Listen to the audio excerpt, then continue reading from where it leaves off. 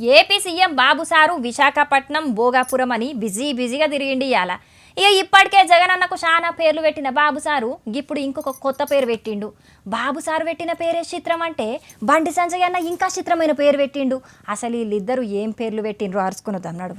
Visakhapatnam Darlapudi Polavaram canal పనులతోటి పాటు Bhogapuram airport పనుల గురించి కూడా అరుచుకున్నాడు ఏపీ సీఎం బాబు సారియాల. ఇక మైకు పట్టుకొని మాట్లాడుకుంటా గప్పుడు జగనన్న సర్కారు ఉన్నప్పటి ముచ్చట తీసిండు. గప్పట్ల బాబు సారు మైకు పట్టి జోకులేసినా కూడా జనాలు నవ్వకపోతుండేనట. ఎందుకంటే ఆయనతో నవ్వితే జగనన్న తీసుకపోయి జైల్లేత్తడని భయపడ్డారట. గప్పట్ల గదే యాద్కి తెచ్చుకొని జగనన్నకు గీ పేరు పెట్టిండు బాబు సారు.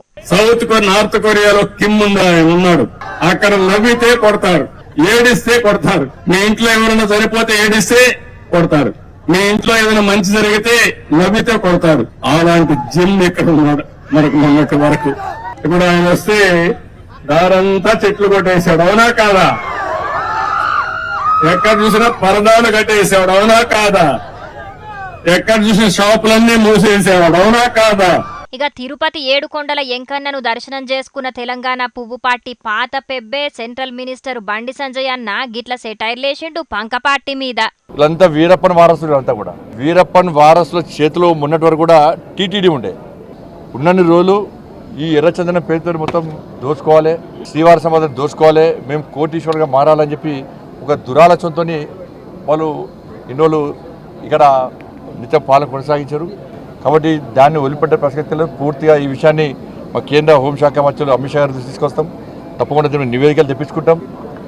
ఎర్రచందనం స్మగ్లింగ్ పేరుతోని స్వామివారి సంపదను, జాతీయ సంపదను ఎవరైతే దోచుకున్నారో, అక్రమ దందా చేశారో ఆ మూర్ఖులను వదిలిపెట్టే ప్రసక్తి లేదు. గప్పట్ల పంక సర్కారు ఉన్నప్పుడు టీటీడీని నాశనం చేసిర్రు. ఎవల్ను పడితే ఆళ్లను చైర్మన్ గా పెట్టిర్రు. అందరూ ఎంకన్న ఆస్తులను దోసుకోవాలని చూసేటోళ్లే తప్పితే కాపాడే ఆలోచనే చెయ్యలే అని అనుకుంటా ఆళ్ళంతా వీరప్పన్ వారసులు అని అన్నాడు. అటు బాబు సారేమో ఉత్తర కొరియా కిమ్ తోటి పోల్చిండు. ఇటు బండి సంజయ్ అన్ననేమో వీరప్పన్ కు సుట్టరికం పెట్టిండు. సౌత్ నార్త్ కొరియాలో కిమ్ ఉన్నాడు.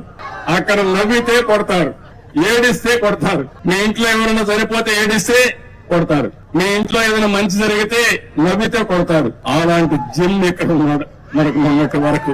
వీళ్ళంతా వీరప్పన్ వారసులు. అంతా కూడా వీరప్పన్ వారసుల చేతిలో ఉన్నటి వరకు కూడా టీటీడీ ఉండే. ఇప్పటికున్న పేర్లు జాలవన్నట్టు ఇట్లా కొత్త పేర్లు పెట్టి మా జగనన్నను చిన్నతనం చేస్తున్నారు అని మస్తుగా అందిపడుతున్నారు ఈ మాటలిన పంకపాటి కార్యకర్తలు. కానీ ఇప్పటికెంచి తిరుమల కొండ మీద రాజకీయాలు మాట్లాడు ఉండది అని మాట్లాడిన సైకిల్ పాటోళ్లు మరిగిప్పుడు బండి సంజయ్ అన్న మాట్లాడింది చూసి ఏమంటారో చూడాలే.